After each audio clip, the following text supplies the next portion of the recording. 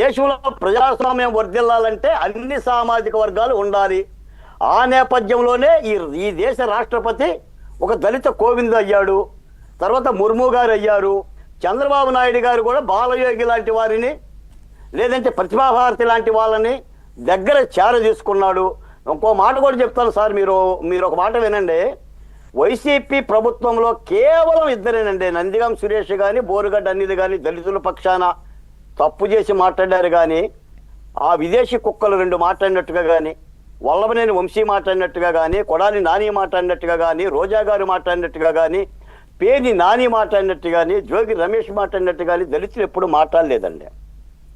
హోంమంత్రిగా పనిచేసిన సుచరిత మాట్లాడలేదు, వనిత మాట్లాడలేదు, విద్యాశాఖ మంత్రి పనిచేసిన సురేష్ కూడా మాట్లాడలేదు. ఎందుకంటే మేము ఎప్పుడు ఒళ్ళు దగ్గర పెట్టుకుంటాం సార్. మాకు మా ఆర్థిక స్థితి మాకు తెలుసు, మా స్థితి మాకు తెలుసు. కాకపోతే వెంకటకృష్ణ గారు మీకు తెలుసు, అనాదిగా దళితులు గిరిజనులు కాంగ్రెస్ పార్టీ ఓటర్లు, అది ఇందిరాగాంధీ దగ్గర నుంచి చూస్తున్న ఒక వారసత్వం. కానీ మాలల జగన్మోహన్ రెడ్డి గారు వెనుకుంటాడు అని చెప్పేసి ఒక నిందేసి, అది మా మీద నింద. ప్రధానమైన రాష్ట్రంలో ఉన్న మాల సామాజిక వర్గాన్ని దూరం చేయటం అనేది ఏ రాజకీయ పార్టీ కూడా సరైనది కాదండి. రాజకీయ పార్టీల్లో రాజకీయాల కోసమే నమ్ముతారు తప్ప కులాల వారీగా పార్టీలు కావండి. ఈ రోజున వైసీపీ పార్టీ రెడ్డి సామాజిక వర్గంతో ఆయన నలుపుతుంది. ఇప్పుడు ఆయనకు ఉండాలి నా ఎస్సీ, నా ఎస్టీ, నా బీసీ, నా మైనార్టీ అన్నప్పుడు ఆయన పెదవుల మీద ప్లాస్టిక్ లాగా మాట్లాడేది తప్ప. సార్ మీరు ఒకసారి ఆలోచించండి, వైసీపీ హయాంలో బాగుపడ్డ దళితులు ఎవరు చెప్పండి? డాక్టర్ సుధాకర్ దళితుడు కాదా? తిరుమణన వరప్రసాద్ దళితుడు కాదా? కోడికత్తి సీను మాలోడు కాదా? డాక్టర్ అచ్చెన్న మాలోడు కాదా? ఎవరండి? చనిపోయిన వాళ్ళందరూ వీళ్ళే కదా. అదే కదా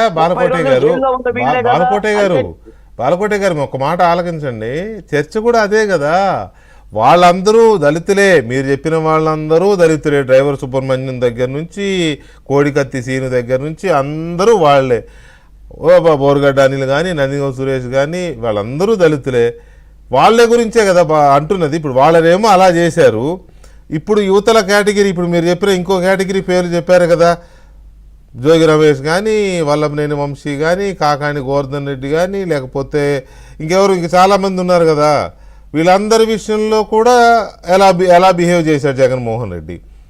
కాకాని గోవర్ధన్ రెడ్డి గారి కోసం అక్కడ జైలుకి వెళ్ళి వచ్చాడు, పిన్నెల్లి రామకృష్ణారెడ్డి గారి కోసం అక్కడ జైలుకి వెళ్ళి వచ్చాడు, వల్లభనేని వంశీ కోసం కలవడానికి ఇక్కడ జైలుకి వెళ్ళి వచ్చాడు. ఇట్లా వీళ్ళ విషయంలో ఒకలా, దళితుల విషయంలో ఒకలా. సరే మన సామాజిక వర్గం మొత్తం జగన్తోనే ఉందా అంటే నేను కూడా ఆ మాట అన్నాను. కాకపోతే క్రిస్టియానిటీ ఉన్న వాళ్ళు ఎక్కువ మంది అటు మొగ్గు చూపుతూ ఉంటారు. ఎందుకంటే ఆ రకమైన రిలీజియస్ అభిమానం కావచ్చు, అది కూడా అందరూ ఉంటారని 100% ఎక్కడ ఉండలే. కానీ సో ఇప్పుడు మీరు చెప్పిన పేర్లు తీసుకున్నా కూడా ఆ దళిత వర్గాల వాళ్ళని అలా ఎందుకు చూస్తున్నాడు, వీళ్ళ విషయంలో ఎందుకు ఇలా బిహేవ్ చేస్తున్నాడు